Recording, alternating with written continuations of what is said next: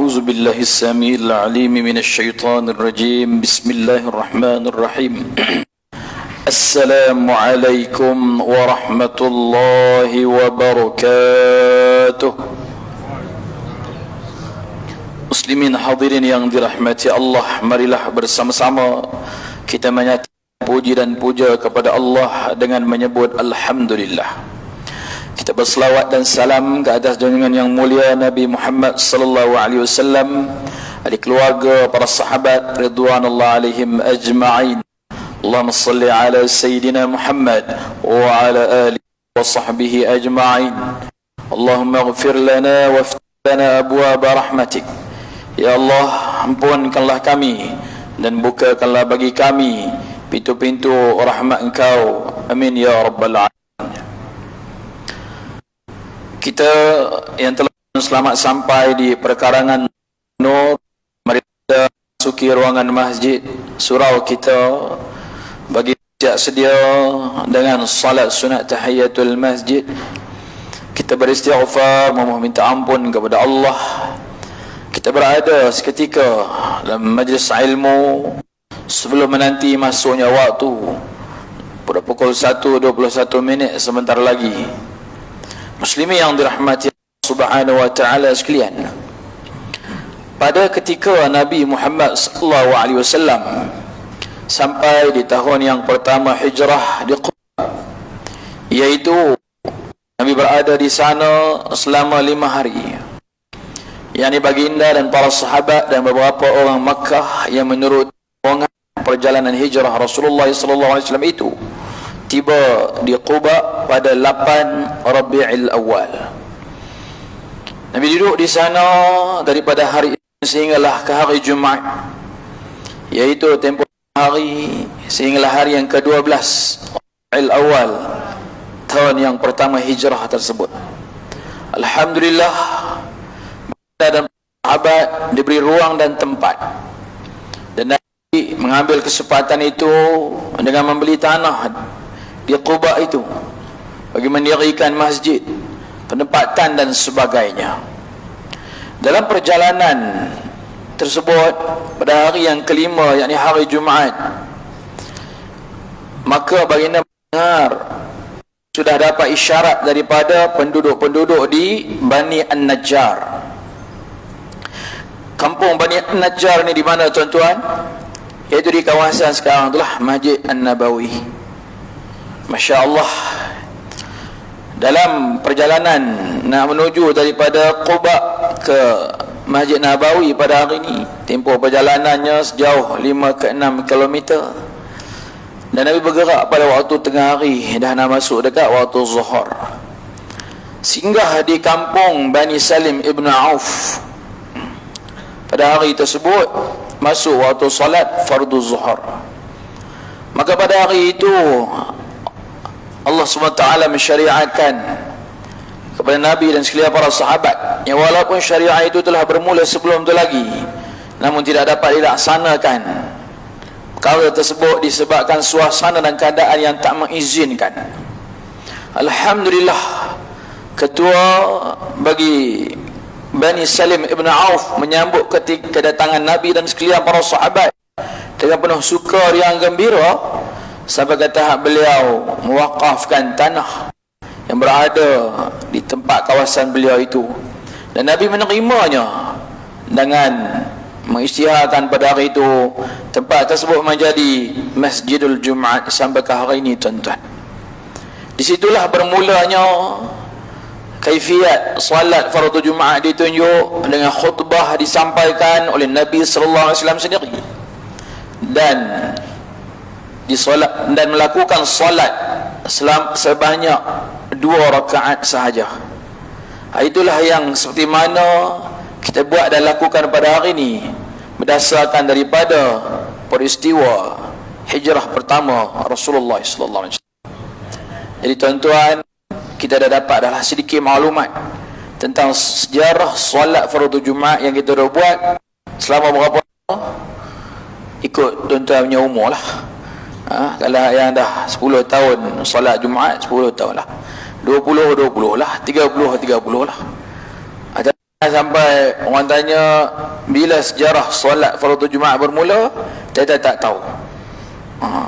Tata entahlah. Masa saya duduk di seksyen 20 ni lah baru saya solat fardu Jumaat. Tu muslimin yang dirahmati Allah sekalian. Selepas solat fardu Jumaat, Nabi sallallahu alaihi wasallam bergerak dengan sekalian para sahabat masuklah ke kawasan kampung Bani An-Najjar itu. Masya-Allah tabarakallah, seperti mana sambutan di beberapa tempat yang lain juga tak terkecuali di situ. Di waktu kan ketika itu bukan sahaja orang Islam yang hadir mengerumuni kedatangan Nabi Muhammad sallallahu alaihi wasallam, tapi juga datang beberapa orang-orang Yahudi, Nasrani dan juga pelbagai macam kaum untuk tengok orang yang disebut-sebut namanya itu. Maka hadis yang diriwayatkan oleh Abdullah bin Salam radhiyallahu anhu, di waktu itu beliau belum lagi menganut agama Islam. Dia seorang pendeta Yahudi, alim Taurat, Zabur dan Injil. Masya Allah, orang yang sangat suka mencari kebenaran dan kebaikan. Dia kata, aku melihat dan menyaksikan pada hari Nabi Muhammad sallallahu alaihi wasallam datang ke Madinah Al-Munawwarah tersebut, orang mengelilinginya, aku pun turut masuk di celah-celah kelompok orang ramai. Di waktu dan ketika itu aku melihat wajah seorang manusia yang sebagaimana kita sebut sebagai siddiq, tabligh, amanah dan fatanah. Satu orang manusia yang punyai kebaikan dengan kebenaran, jauh daripada pembohongan. Satu orang yang sangat hebat dalam menyampaikan satu amanah daripada Allah, dan beliau mensia-siakan peluang itu. Ialah tuan-tuan bayangkan sebelum tu dengan lari sana pergi sini, pergi ke tempat-tempat tertentu. Ghalibnya kalau kita kata ni apa tuan-tuan? Penat, letih, tak larat. Itu biasa. Sebagai manusia biasa kita kena akui keupayaan diri kita, keadaan yang berlaku terjadi terhadap diri. Kira nak cari tempat sedap, nak cari tempat selesa, itu hakikat yang tak boleh dinafi. Tapi ada benda lain yang mengatasi daripada tuntutan tersebut. Ni ada perkara lain yang lebih utama. Hak letih tak larat tu akan ada ruangan boleh diberi sekejap lagi. Maka ni nak layan orang dengan nak menyampaikan sesuatu ni, dibuang perasaan tersebut. Masya Allah. Ni itulah tuan-tuan, hak kita hari-hari hidup ni pun dengan nak jaga solat fardu subuh, zuhur, asar, maghrib, isyak ni senang ke mudah tuan-tuan dan puan? Allahu akbar, tak tahu senyerilah. Siapa yang Allah bagi mudah, mudahlah. Siapa yang Allah bagi sulit payahlah dia dapat. Siapa yang dalam diri dia nak memenuhi dalam macam tuntutan, suruh, titah, perintah, larangan ni senang dan mudah tuan-tuan? Allahu akbar. Maka semua itu menjadi cabaran, ujian dan dugaan. Macam mana ada daripada sahabat-sahabat yang duduk dalam ni yang muda belia, ni adik-adik, anak-anak, boleh tengok ada bersama dengan kita ni orang lama yang masih lagi Allah bagi kudrat, usia, upaya. Kalau nak diikutkan umur-umur dan usia-usia yang macam ni, waktu macam ni sedap apa dik? Tidur lah, apa lagi yang tu payah nak jawab ke? Tu buat tayi mata lah lagi best tuan-tuan waktu ni. Penat, letih, tak larat daripada macam-macam hal tadi ni. Nak memenuhi cabaran umat ni bukan senang dan mudah. Ni hak kita buat ni adalah kesinambungan yang telah ditinggalkan sahaja. Bukan baru nak kena fikir, bukan nak kena rancang sesuatu seperti mana tadi Nabi Muhammad sallallahu alaihi wasallam. Maka cabaran kepada kita lagilah berat berbanding dengan cabaran kepada kita. Kita ni hanya meneruskan sahaja, hanya menjalankan sahaja. tu pun teruji dah. Tu pun letih talam ni ni selepas fardu Jumaat nanti mungkin ada sahabat-sahabat kita, saya termasuk, kita ada pula tugasan yang lain nak kena diteruskan, dijalankan. Sedangkan lepas Jumaat ni yang sedapnya apa? Cari bantal lah tuan-tuan. Cari bantal. Tu. Tapi tuntutan lain yang ada dalam diri, yang benda tersebut buat untuk ummah, untuk agama dan sebagainya, yang ni kita utamakan. Yang tu kita akan cari ruangan-ruangan yang lain. Sebab kita takut kita tak banyak masa, waktu dan ketika. Kalau Allah dah panggil balik, kita tak punya siapa yang terbaik dari sudut iman dan amal. Wal'ayazubillah min dzalik. Sebab Allah nak bagi kita rehat, sebenar-benar rehat ni di mana tuan-tuan? Di dalam kubur. Kubur lah tempat rehat, tidur. Tak pernah dengar lagi tuan-tuan, dalam kubur ni Tuhan suruh solat fardu 5 waktu, teruskanlah. Bila kamu semua masuk dalam kubur, datang bulan Ramadan, jangan lupa berpuasa. Bila datang, bila kamu duduk dalam kubur ni, jangan lupa bayar zakat. Tak ada tuan-tuan, duduk dalam kubur akan disoal jawab tanya. Boleh jawab, berehatlah buat selama-lamanya. Tak boleh jawab, sakit, menderitalah sampai ke hari kiamat. Wal'iyazubillah. Jadi kerja kita sangat banyak tuan-tuan muslimin yang dirahmati Allah. Seperti mana Nabi SAW tadi, bila dia sampai, dia tak sia-sia dan lepaskan peluang. Sama ada orang Islam, ada orang bukan Islam. Macam mana sesuatu benda yang dia nak sampaikan, yang mereka nak dengar, boleh menjadi panduan kepada mereka.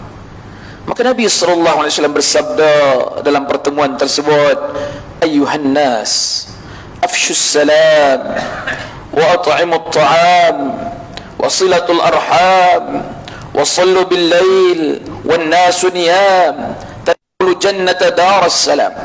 Hadis sahih riwayat Imam Muslim, yang bersumber daripada apa yang disebut oleh Abdullah bin Salam radhiyallahu anhu tadi.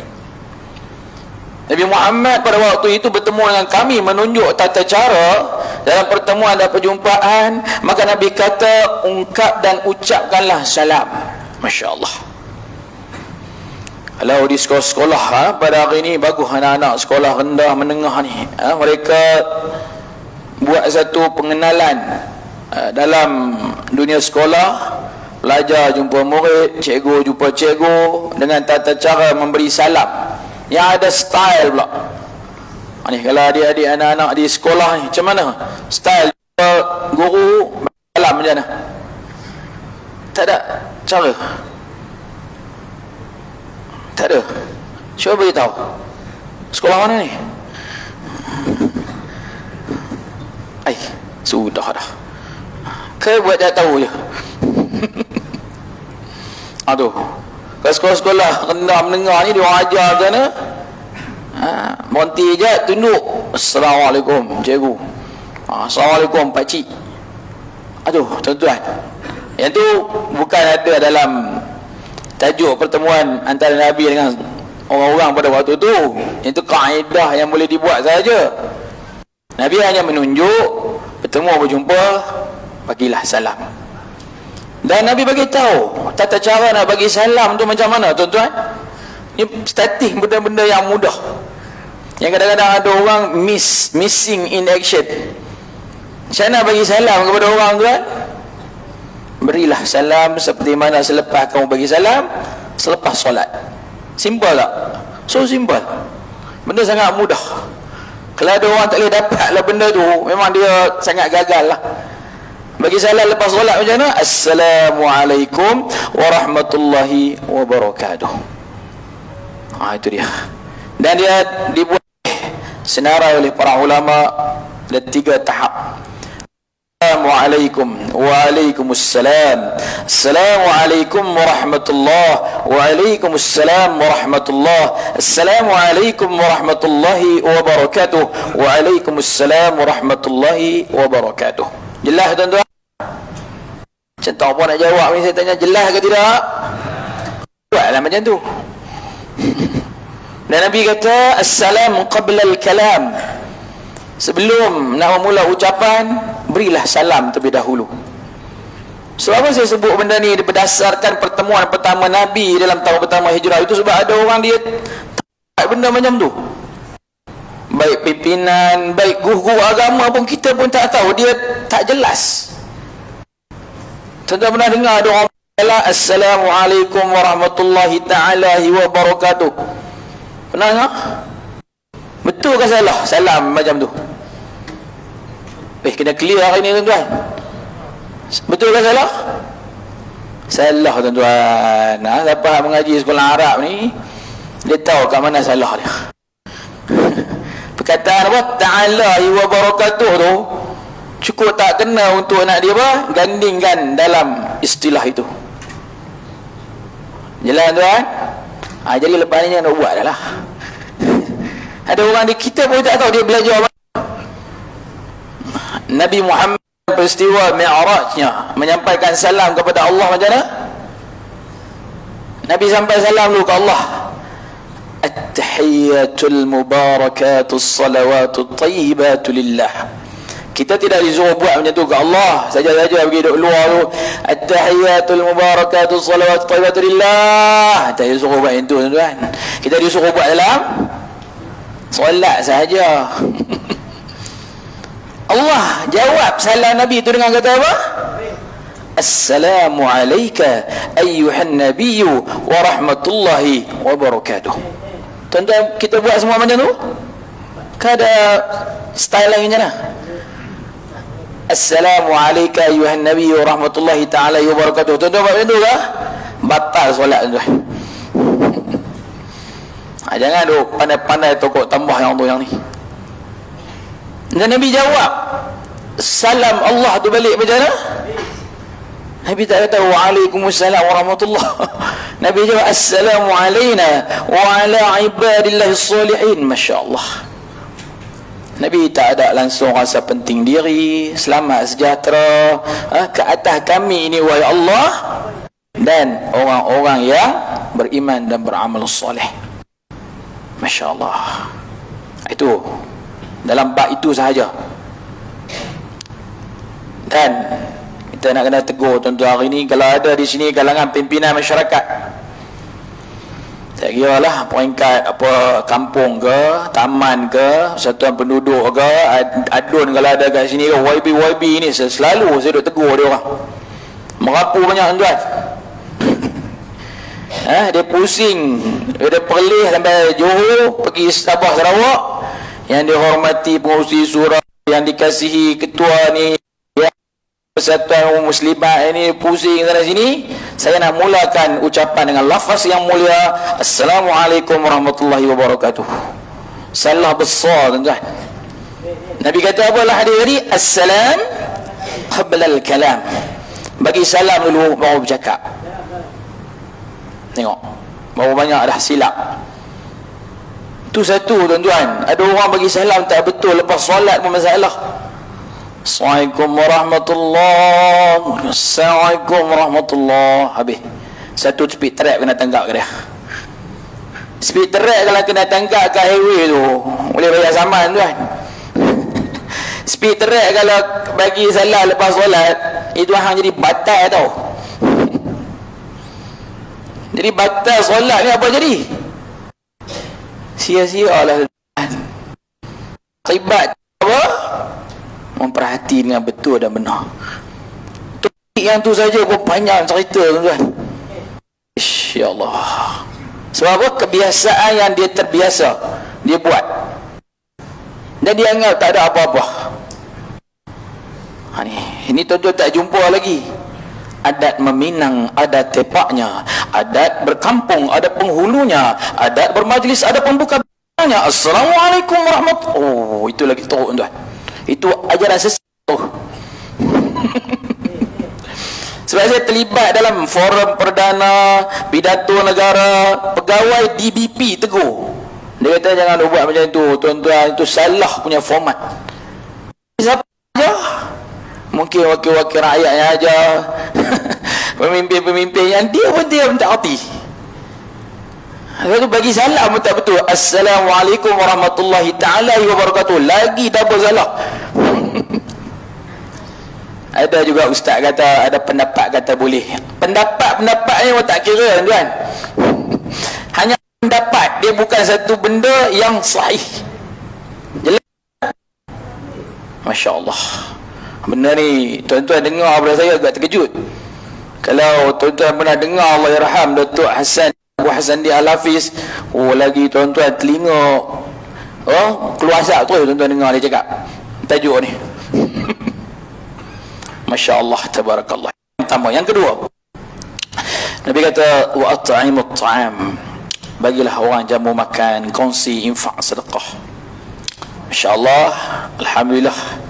Ni tabung-tabung kita, pembangunan kita semua hasil infak dan sedekah. Di surau kita ni Masya Allah ada orang duk jamu makan. Cuma kita kena tegur lah sahabat-sahabat kita yang duk makan minum. Kalau tengok time dekat 1.15 tu, stop lah. Jangan tunggu azan baru nak stop. Yang ni kena tuan-tuan. Tapi sini ni agak okey sikit. Ini biasa saja. Kalau tuan-tuan pergi tempat-tempat yang lagi dahsyat punya infak makan minum ni hari Jumaat, Masya Allah, menakutkan. Masjid An Mary, Masjid Kota Damansara, Masjid Ara Damansara, ni saya duduk pergi ni. Hak di luar tu dah macam pasal malam dah. Ni hak tepi-tepi ni, dengan nasi biryani, dengan mi sup, dengan Masya Allah, dengan rojak pesembuh. Hak luar tu tengah duk hayya ala solah, lagi duk kuat apa cendol pulut. Tuan-tuan yang ramai tuan, itu semua dugaan. Allah kata apa? Ya ayyuhallazina amanu idza nudiya lis-salati min yaumil jum'ah fas'au ila dzikrillahi wa zarul bai'. Wahai orang yang beriman, bila telah masuk waktu salat panggilan Jumaat, bersegeralah mengingati Allah. Berhenti. Dan tinggalkan jual beli. Hak nak membeli pun jangan, hak yang nak menjual pun jangan duk layan. Zalikum khairul lakum in kuntum ta'lamun. Yang demikian itu adalah baik untuk kamu kalau kamu tahulah. Kalau tak tahu, dia tak tahu situlah. Dia tak tahu tu bukan tak tahu sebulan dua, dia tak tahu tu sampai 50 tahun dia tak tahu. Oi, berbahaya tuan. Nauzubillah. Ada benda-benda yang macam ni. Dan yang ketiganya, Nabi kata kita ni dah duduk di Madinah ni, marilah kita berhubung baik. Jangan jadikan isu perkauman, isu perbezaan itu sebagai satu bahan untuk nak buat berkelahi bergaduh. Ini semua kita duduk hadir bersama-sama daripada pelbagai bangsa dan bahasa, berlainan negeri dan sebagainya, tapi kita disatukan atas apa? La ilaha illallah Muhammadur Rasulullah. Ini besar tugas kita tuan-tuan. Dan akhir sekali Nabi kata secara khusus dalam tu, jangan tinggal solat malam bagi orang-orang Islam, ataupun secara umumnya jangan tinggal sembahyang. Ada peluang, ada ruangan, ambil bahagian sunat-sunat. Ni kita dapat hari Jumaat ni, qabliyah, ba'diyah Jumaat ni, jangan tinggal tuan-tuan. Sebab ini satu benda yang sangat terbaik kepada kita. Sebab yang tu dia boleh mendapatkan apa? Fadilat Jumaat. Orang yang daripada awal dia dapat hadir tahiyatul masjid dengan apa macam-macam dia buat, dia dapat qabliyah, dia dapat ni dengar khutbah, dia dapat bertakbir awal dengan imam sampai akhir, dia dapat solat ba'diyah Jumaat. Nabi kata apa? Al-Jum'at ilal Jum'at, Jumaat ni sampai nak jumpa Jumaat akan datang tu, Allah ampun dosa. Seminggu Allah ampun dosa. Daripada dosa-dosa apa? Kecil. Dosa kecil bukan main-main tuan-tuan. Jangan kita anggap kata dosa besar saja berat. Memang itu tak dinafi. Dosa kecil pun kalau kita buat ambil mudah, itu masalah. Maka ada dia punya, apa nak kata, satu penjaga, tu satu apa, pengawal yang mengawal daripada kekurangan, kelemahan kita yang kita tak tahu dalam tempoh seminggu tu apa kita buat, tapi disebabkan satu hari yang kita ambil bahagian yang terbaik ini. Sebab yang ni semua bukan senang tuan. Yang paling mencabar ni sekejap lagi. Paling mencabar sekejap lagi waktu bila khutbah Jumaat tuan. Waktu nak kawal diri ni. Kalau anak-anak nak kawal diri, tak bagi duk sembang bercakap, tak bagi duk ganggu kacau kawan, itu mereka punya level. Kalau level-level kita ni, kita tak sembang dah. Kita tak ada duk nak cuit pala kawan, duk nak tolak songkok dia. Itu budak-budak tuan. Level-level kita ni cabaran lain apa dia? Allah, mengantuk punya mata ni kan memang tuan. Yang tu penyebab utama hilang fadilat Jumaat. Jaga-jaga tuan. Tuan nak buat macam mana cara, tanpa muka ke, cubit ke, fikirlah senyap ni. Yang buat ni apa? Zikrullah, baca Quran. Yang tu pun tak boleh buat. Cabaran dia tu besar tuan. Tuan-tuan nak buka info ni, buka Maybank to you, nak infak kepada surah An-Nur pun tak boleh. Ya Allah, aku nak buat macam mana ni? Ya Allah, mengantuknya. Minta maaf ya Allah, minggu ni aku tidur.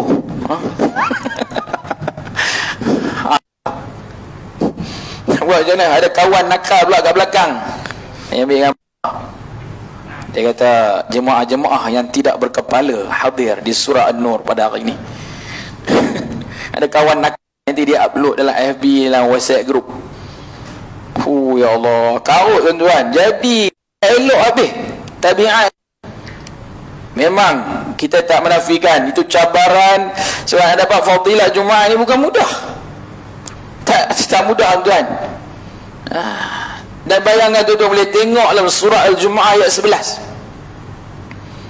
Tuan-tuan ayat 11 surah Al-Jumu'ah tu apa jadi? Waktu tu bukan Ustaz Amir baca khutbah, Nabi Muhammad sallallahu alaihi wasallam baca khutbah. Sahabat-sahabat, bukanlah semua, tapi ada sebahagian yang dia orang ni tak tahan cabaran. Ada satu rombongan mana tak tahu masuk Madinah ni, duk bunyi apa benda tak tahu. Lepas tu sekali duk dengar, sekali duk tengok. Lepas tu sekali duk tengok, tu tengok Nabi Muhammad. Sekali duk tengok, tu tengok dia sana. Lain-lain kali tak tahan, keluar pergi cari yang tu. Tuan tak percaya, saya buka surah Al-Jumu'ah ayat 11. Kamu tinggalkan Nabi Muhammad sedang berkhutbah Jumaat. Nabi Muhammad tuan.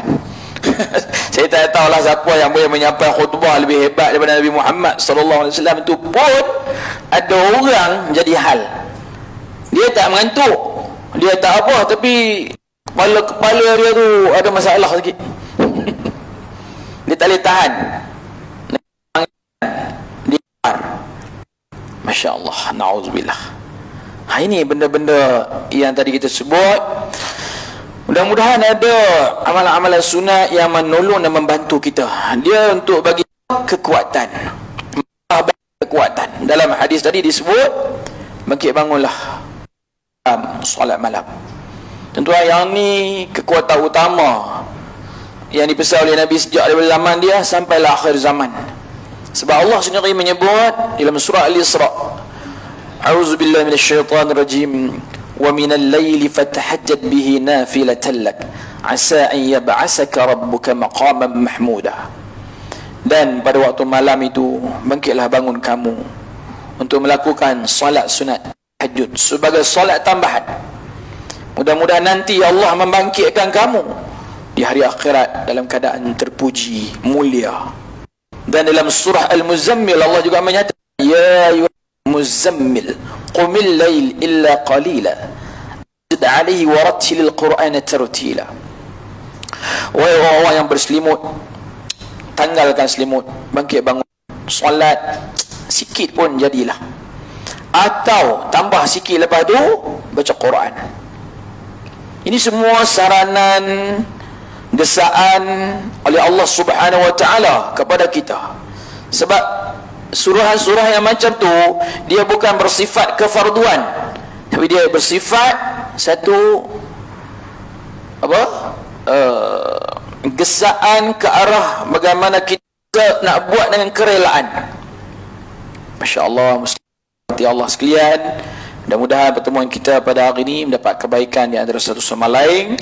Sebelum diakhiri tazkirah ini, saya dipesan oleh pihak pengurusan surau untuk mengumumkan walaupun lambat lagi, pada 31 bulan Ogos di surau kita akan mengadakan forum sempena kemerdekaan negara bagi tahun ini 2020, dan panel-panel jemputan saya selaku moderator, dan insyaAllah malam tu kita dah buat janji dah, kita nak bawa otai forum. Ni Datuk Dr. Hassan Ali dan Datuk Hassan Mahmud, dua Hassan akan datang. Jadi saya dah beberapa kali lah dengan dua orang ni, memang sangat berinformasi dan sangat memberi satu pengalaman yang. Jadi kalau macam ni lah punya kehadiran, tentu tambah lagi bawa anak dan isteri, kita penuhkan surau An-Nur nanti insya-Allah semua. Insya-Allah bunyi macam tahu apa nak bunyi. Insya-Allah semua. Tu dia barulah bunyi sikit. Tuan-tuan masa suspend nak sebut apa-apa ni, duk takut macam tadi. Jangan tuan. Kita perbetul diri kita, kita perbaiki diri kita, dan saya pun mengingatkan kepada diri saya. Qulu qawli hadza wa astaghfirullahal azim li wa lakum. Wassalamualaikum warahmatullahi wabarakatuh.